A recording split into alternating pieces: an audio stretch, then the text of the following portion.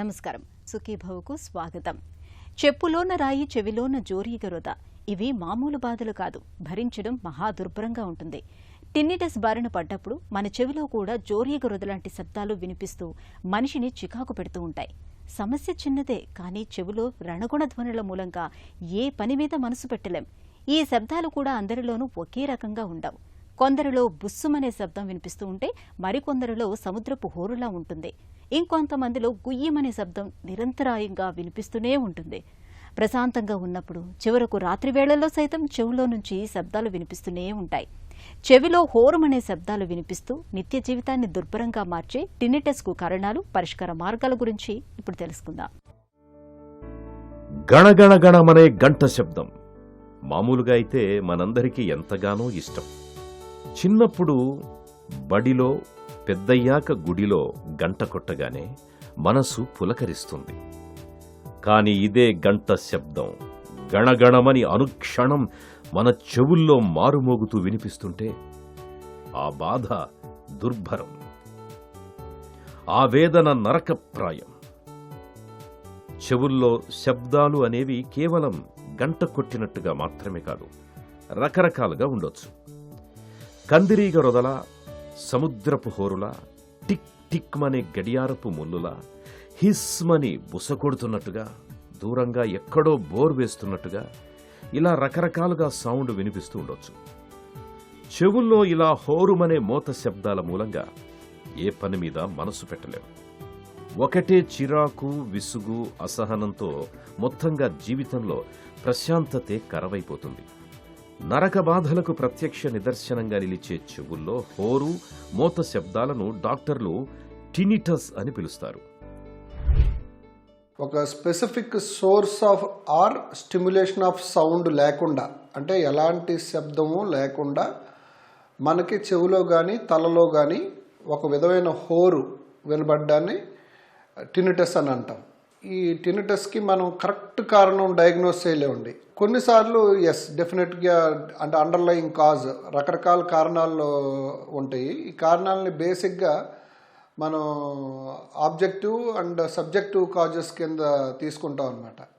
Subjective కారణాలు అంటే for example operation అయింది, స్టెపిడాటమీ లాంటి సర్జరీ అయింది, లేదా ఆసిక్లోప్లాస్టీ లాంటి ఆపరేషన్ అయింది, అప్పుడు కూడా చెవిలో సౌండ్ వస్తుంది. అలాగే మినియర్స్ డిసీజ్ అని చెవి లోపల అవసరమైన ఫ్లూయిడ్స్ కన్నా కొంచెం ఎక్కువ ఫ్లూయిడ్స్ తయారవడం, లేదా ఎక్కువ ఫ్లూయిడ్ నిలవుండిపోవడం, దీన్ని మినియర్స్ డిసీజ్ అంటాం. దాంట్లో కూడా రింగింగ్ సౌండ్ వస్తుంది. కొన్ని రకాల మల్టిపుల్ స్క్లిరోసిస్ లాంటి వ్యాధులు ఉంటాయి, లేదా థైరాయిడ్ లాంటి డిసీజెస్ ఉంటాయి, లేదా మెటబాలిక్ డిజార్డర్స్ లైక్ డయాబెటీస్ లాంటి డిసీజెస్ ఉంటాయి, బ్లడ్ ప్రెషర్ పెరగడం లేదా బ్లడ్ ప్రెషర్ తగ్గడం లాంటి డిసీజెస్ ఉంటాయి. వీటి వల్ల కూడా చెవిలో శబ్దాలు రావడం అనబడేది చాలా కామన్గా జరుగుతుందండి. అలా కాకుండా ఆబ్జెక్టివ్గా చూసుకుంటే మళ్ళీ ఎక్స్టెన్సిక్ అండ్ ఇంటెన్సిక్ అని రెండు రకాలు ఉంటాయి. ఎక్స్టెన్సిక్ ఫ్యాక్టర్స్లో ఫర్ ఎగ్జాంపుల్ సౌండ్ కండక్షన్లో తేడా వచ్చింది అనుకుందాం. అంటే చెవిలో గుబిలి గట్టిగా నిలబడిపోయి, లేదా కర్ణబేరకు అతుక్కుపోవడం, లేదా మన మధ్య చెవిలో నీరు జారడం, ఇలాంటి వ్యాధుల్లాగా ఉన్నప్పుడు, లేదా సౌండ్ కండక్షన్కి ఏదైనా ఇబ్బంది కలిగే పరిస్థితి ఉన్నప్పుడు ఈ సౌండ్స్ చెవిలో వినబడుతుంది అనమాట. మళ్ళీ ఆబ్జెక్టివ్ దీంట్లోనే ఎక్స్టెన్సిక్ అండ్ ఇంట్రెన్సిక్ ఫ్యాక్టర్స్ అంటే ఫర్ ఎగ్జాంపుల్ కాక్లియర్ పెథాలజీస్, అంటే మన లోపల చెవిని ఇబ్బంది కలిగించే సమస్యలు ఏదన్నా వచ్చినప్పుడు, లైక్ మైక్రోవాస్కులర్ అబ్నార్మాలిటీస్ కానీ ఇలాంటివి జరిగినప్పుడు, లేదా కొన్ని రకాల metabolic diseases like vitamin B12 లాంటిది తగ్గినప్పుడు, లేదా కొన్ని రకాల వ్యాధులు లైక్ ఎనీమియా అంటే రక్తహీనత లాంటి వ్యాధులు ఉన్నప్పుడు, అలాంటప్పుడు కూడా రింగింగ్ సౌండ్ రావడం అనబడేది చాలా సహజంగా జరుగుతుంటుంది. సో ఎక్కువగా కొన్నిసార్లు మనం కారణాలు కనుక్కోగలుగుతాము. కొన్నిసార్లు ఎగ్జాక్ట్ కారణం అన్ని టెస్టులు పేషెంట్కి సంబంధించి ఏ పరీక్ష చేయించినా అన్ని పరీక్షలు నార్మల్ ఉంటాయి. చెవిలో మోత సాధారణంగా రెండు రకాలుగా ఉంటుంది. మొదటి రకంలో చెవిలో శబ్దాలు కేవలం బాధితులకు మాత్రమే వినిపిస్తుంటాయి. సర్వసాధారణంగా కనిపించే ఈ రకం చెవిలో మోతకి ప్రధానంగా వినికిడి నాడిలో తలెత్తిన సమస్యల్ని కారణంగా చెప్పుకోవచ్చు.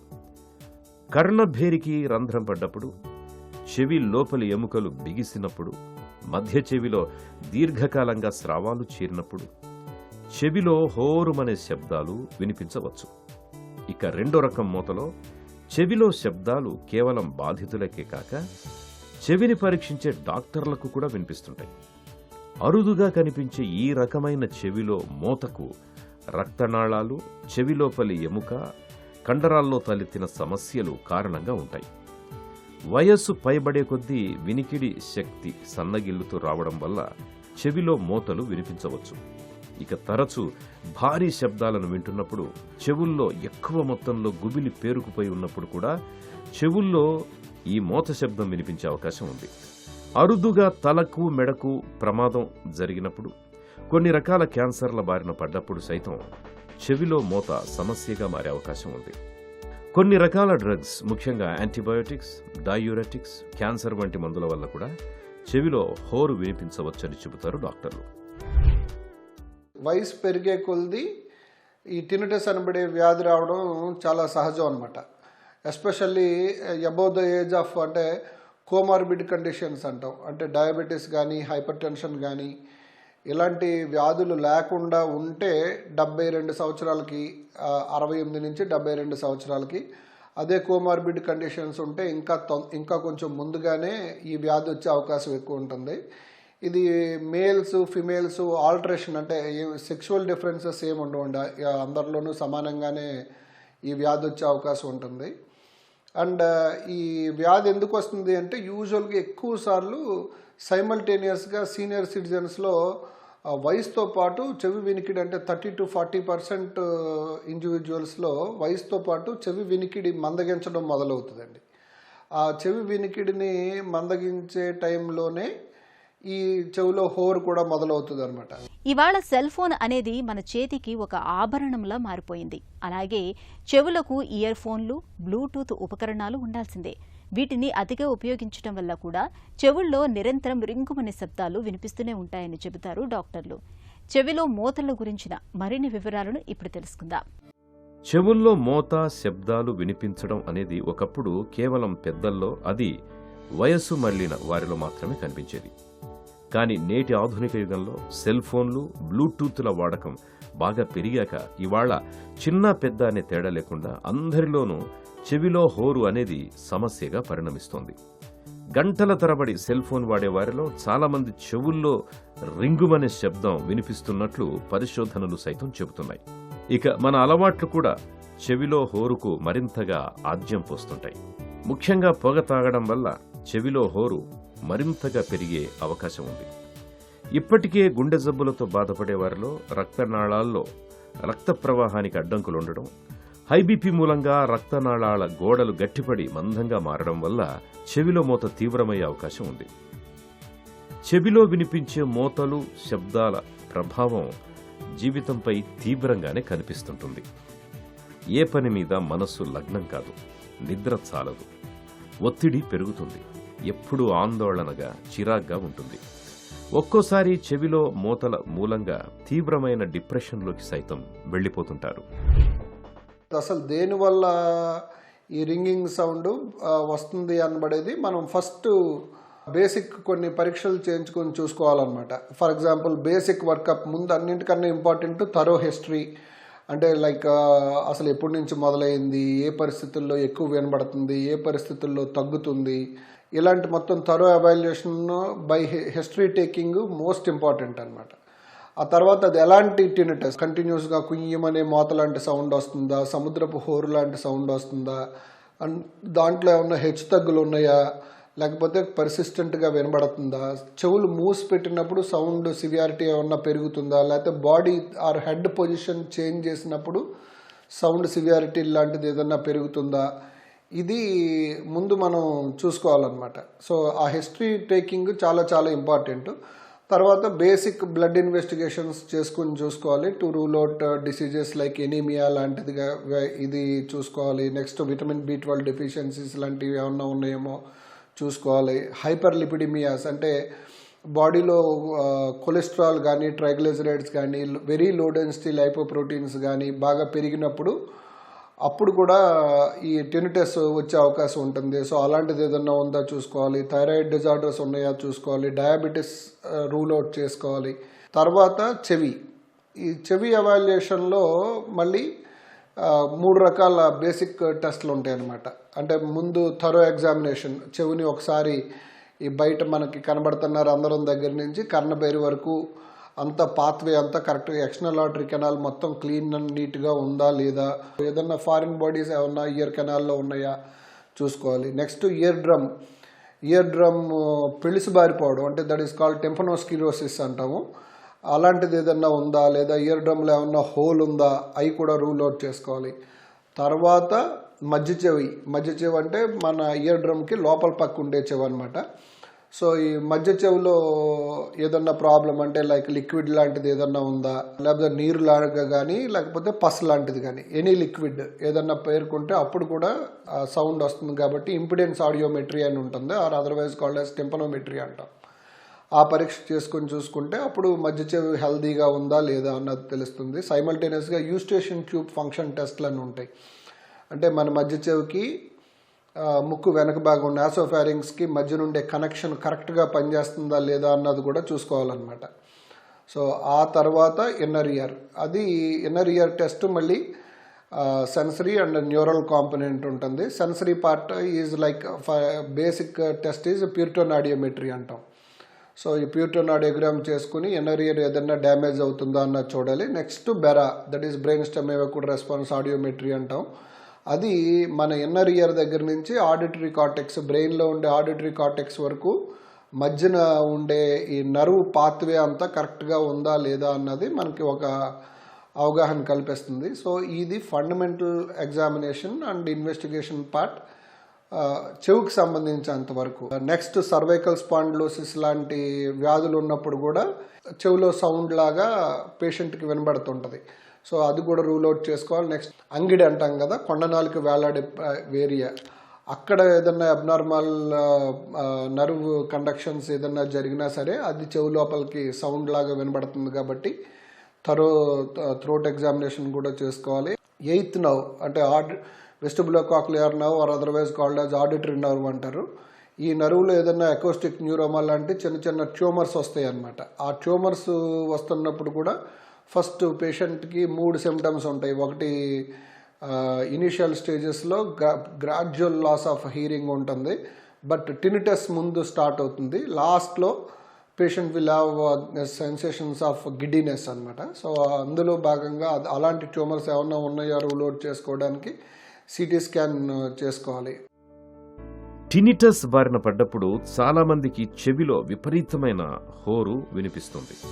ఇలా చెవిలో హోరు వినిపిస్తుంటే చాలా వరకు శ్రవణ నాడి దెబ్బతింది అని అర్థం చేసుకోవాలి. టినిటస్ మూలంగా కొంతమందిలో కేవలం హోరు మాత్రమే ఉండి వినికిడిలో మార్పు ఉండకపోవచ్చు. వినికిడి శక్తి చక్కగా ఉండొచ్చు. కొంతమందిలో మాత్రం చెవిలో హోరు శబ్దాల మూలంగా కొన్నిసార్లు నరాలు దెబ్బతిని వినికిడి కూడా తగ్గవచ్చు. ఇలాంటప్పుడు ముందుగా చెవిలో హోరుకు మూల కారణాన్ని నిర్ధారణ చేయవలసి ఉంటుంది. ఇందుకు ఆడియోగ్రామ్ వంటి వినికిడి పరీక్షలతో పాటు అవసరమైతే సిటీ స్కాన్, ఎంఆర్ఐ కూడా చేయాల్సి వస్తుంది. చెవిలో హోరుకు మూల కారణాన్ని సరిగ్గా పసిగట్టగలిగితే చికిత్స కూడా సులువవుతుంది. చెవిలో హోరుమనే శబ్దాలతో పాటు కళ్ళు తిరగడం, తలనొప్పి, వాంతుల వంటి లక్షణాలు కనిపిస్తుంటే మాత్రం అత్యవసరంగా డాక్టర్ని సంప్రదించి వెంటనే తగిన వైద్య సాయం పొందాలి. And next when it comes to medication, ముందు మన ఇన్వెస్టిగేషన్ మనం చేసిన పరీక్షల్లో ప్రత్యేకమైన కారణం బయటపడినప్పుడు, ఫర్ ఎగ్జాంపుల్ థైరాయిడ్ కానీ లేకపోతే బీపీ ఎక్కువ ఉండడం, లేదా విటమిన్ B12 డెఫిషియన్సీ ఉండడం, బ్లడ్ షుగర్ లెవెల్స్ ఎప్పుడన్నా హైపోగ్లైసిమిక్గా, అంటే కొంతమంది డయాబెటిక్ పేషెంట్స్ ఉంటారు, షుగర్ ట్యాబ్లెట్ వేసుకున్నప్పుడు వాళ్ళకి కొంచెం డోస్ ఎక్కువైతే షుగర్ లెవెల్స్ బాగా తగ్గుతాయి. షుగర్ లెవెల్స్ తగ్గంగానే ఫస్ట్ చెమటలు పట్టడం, నీరసంగా అనిపించడం, తర్వాత ఫస్ట్ వచ్చే కంప్లైంట్ చెవిలో రింగింగ్ సౌండ్ వస్తుంది, చెవిలో మోత. సో అలాంటిది ఏదన్నా జరుగుతుందా అన్నది ఒకటి రూల్ అవుట్ చేసుకోవాలి. నెక్స్ట్ కొన్ని రకాల మందులు పేషెంట్ చెవికి చాలా హానిని కలగజేస్తాయి, ఎస్పెషల్లీ పెయిన్ కిల్లర్స్. చాలామంది సీనియర్ సిటిజన్స్కి మోకాళ్ళ నొప్పులు, తుంటి ఎముక నొప్పులు, మెడ ఎముకలకు సంబంధించిన స్పాండిలోటిక్ పెయిన్స్ ఎక్కువ ఉంటాయి. దానివల్ల ఎక్కువ పెయిన్ కిల్లర్స్ వాడుతుంటారు. మన కిడ్నీలకి డ్యామేజ్ కలగజేసే ఏ మందన్నా సరే ఈక్వల్గా మన లోపల చెవిని కూడా డ్యామేజ్ చేస్తుంది అనమాట. సో అలాంటి మందులు ఏదన్నా వాడుతున్నారా ఉంటే దానికి సబ్స్టిట్యూషన్ అంటే వేరే మందులు ఏదన్నా ఇచ్చి ఈ మందు వాడకాన్ని ఆపడం చేయగలుగుతామా అన్నది చూడాలి. మలేరియా మందులు ఎక్కువ వాడినప్పుడు కూడా ఈ రింగింగ్ సౌండ్ అనబడేది ఒక ప్రెజెంటింగ్ సిమ్టమ్గా ఉంటుంది. అది కూడా ఆ ఇండికేషన్ కూడా మనం పట్టించుకోకుండా ముందుకెళ్తే చెవి వినికిడి కూడా దెబ్బతినేస్తుంది. సో అలాంటి అండర్లయింగ్ కాజెస్ ఏదన్నా ఉన్నాయా అన్నది కూడా చూసుకొని వాటిని సరిదిద్దుకోవాలి. అండ్ డెఫినెటివ్ మెడికేషన్స్ తక్కువ ఉంటాయి. లైక్ కరోవరిన్ అని ఒక మెడికేషన్ ఉంది, దాన్ని వాడచ్చు. అది కూడా అది కాక్లియర్ పెథాలజీ అయితే మాత్రం చాలా బాగా పనిచేస్తుంది. రిట్రోకాక్లియర్ పెథాలజీకి అంత పెద్ద ఉపయోగం ఉండదు. Simultaneously patient has to be supplemented with vitamin B12 and also ginkgo biloba అని ఒక హెర్బల్ ప్రిపరేషన్ ఉంది. అది there are proven studies that it gives great relief to the patient from tinnitus in many people. And also సెరాసిటామ్ అని ఒక సల్వాల్ stabiliser ఉంది, అది కూడా చాలా మైక్రోవాస్కులర్ సర్క్యులేషన్ని బాగా ఎస్టాబ్లిష్ చేసి మంచిగా మన ఇన్నర్ ఇయర్కి అలాగే చెవి నరానికి రక్తం సరఫరాన్ని మంచిగా చేసి ఆ శబ్దం వినబడకుండా చేస్తుంది అన్న స్టడీస్ ఉన్నాయి. సో ఇలాంటి మెడికేషన్స్ ట్రై చేయాలి. చెవిలో మోతలు, శబ్దాలనేవి నిజానికి స్వతహాగా జబ్బు కాదు. వయసుతో పాటు చెవిలో వినికిడి శక్తి తగ్గడం, నాడీ కణాల మధ్య సమతూకం దెబ్బతినటం వల్ల కొంతమందిలో చెవిలో శబ్దాలనేవి సమస్యగా మారుతూ ఉంటాయి. మితిమీరిన ధ్వని కాలుష్యానికి గురవుతున్నప్పుడు కూడా చెవిలో మోత అనేది సమస్యగా మారుతుంది. చెవిలో శబ్దాల్ని తెచ్చిపెట్టే టిన్నిటస్ గురించిన మరిన్ని వివరాలను ఇప్పుడు తెలుసుకుందాం. చెవిలో మోత, హోరుమని శబ్దాలు రావడం వెనుక ఏదైనా కారణం ఉంది అని పరీక్షల్లో తేలినప్పుడు ఆ కారణాన్ని సరిచేయడం ద్వారా చెవిలో శబ్దాలను తగ్గించవచ్చు. సర్జరీ చేస్తే శబ్దాలు తగ్గుతాయని అనుకున్నప్పుడు మైక్రో ఇయర్ సర్జరీ చేస్తారు. అయితే ఇతరత్ర ఏ సమస్యలు లేకుండా వినికిడి చక్కగా ఉండి కేవలం హోరుమని శబ్దాలు మాత్రమే వినిపిస్తున్నప్పుడు ఇలాంటి అనుమానాలు, భయాలు పెట్టుకోకుండా టినిటస్తో సహజీవనం చేయడమే ఉత్తమం అని చెబుతారు డాక్టర్లు. చెవిలో మోతలతో పాటు వినికిడి లోపం కూడా ఉన్నప్పుడు హియరింగ్ ఎయిడ్స్, కాక్లియర్ ఇంప్లాంట్స్ వంటి వినికిడి యంత్రాల సాయం తీసుకోవచ్చు. అలాగే చెవిలో మోతను సాధ్యమైనంత వరకు పట్టించుకోకూడదు. బయటి శబ్దాలు మాత్రమే వినిపిస్తూ చెవిలోపలి హోరు వినిపించకుండా చేసే టినిటస్ మాస్కర్లు అనే ఆధునిక పరికరాలు కూడా ఇప్పుడు అందుబాటులో ఉన్నాయి. మన మెదడు ఒకే శబ్దాన్ని గ్రహించగలుగుతుంది కాబట్టి అతి తక్కువ ఫ్రీక్వెన్సీలో వైట్ నాయిస్ని ఈ టినిటస్ మాస్కర్లు మెదడుకు చేరవేస్తాయి. దీంతో మెదడు చెవిలో హోరును, మోతల శబ్దాలను గుర్తించలేదు. మనకు కూడా చెవిలో శబ్దాలు తగ్గిపోయిన భావన కలుగుతుంది. చెవిలో మోతలను, శబ్దాలను అధిగమించేందుకు అవసరాన్ని బట్టి టినిటస్ మాస్కుల సాయం తీసుకోవచ్చు. టినిటస్కి ప్రత్యేకమైన సర్జరీ అంటూ ఏం లేదండి. కొన్ని కండిషన్స్, ఫర్ ఎగ్జాంపుల్ ఆటోస్పాంజియోసిస్ ఉంది. లైక్ ఫర్ ఎగ్జాంపుల్ చెవి ఎముకలు అంటే చెవిలో ఉండే మూడో ఎముక బిగుసుకుపోవడం, దాన్ని సర్జరీ మనం బైపాస్ చేస్తున్నాం తప్ప ఎముక బిగుసుకుపోయినప్పుడు దాన్ని ఏమి లూజ్ చేయట్లేదు. ఆ మెకానిజంని మనం బైపాస్ చేసి వేరే ఒక ఆల్టర్నేటివ్ పద్ధతి ద్వారా లోపలికి పంపిస్తున్నాము. కొన్ని కండిషన్స్లో అకోస్టిక్ న్యూరోమా లాంటి కండిషన్లో ఆ ట్యూమర్ రిసెక్ట్ చేస్తాము. ట్యూమర్ రిసెక్ట్ చేసినప్పుడు యూజువల్లీ ఎక్కువ శాతం న్యూరోసర్జన్స్ చేస్తారు. ఆ ట్యూమర్ రిసెక్ట్ చేసినప్పుడు ఖచ్చితంగా వెస్టిబులో కాక్లియర్ నర్వ్ కూడా కొంచెం డ్యామేజ్ అవుతుంది. అప్పుడు వినికిడి తగ్గిపోతుంది, దాంతోపాటు రింగింగ్ సౌండ్ కూడా తగ్గిపోతుంది. సో అలాగే కొన్నిసార్లు చెవిలో ఫ్లూయిడ్ చేరుతుంది. ఆ ఫ్లూయిడ్ చాలా బంకలాగా ఉంటుంది అనమాట.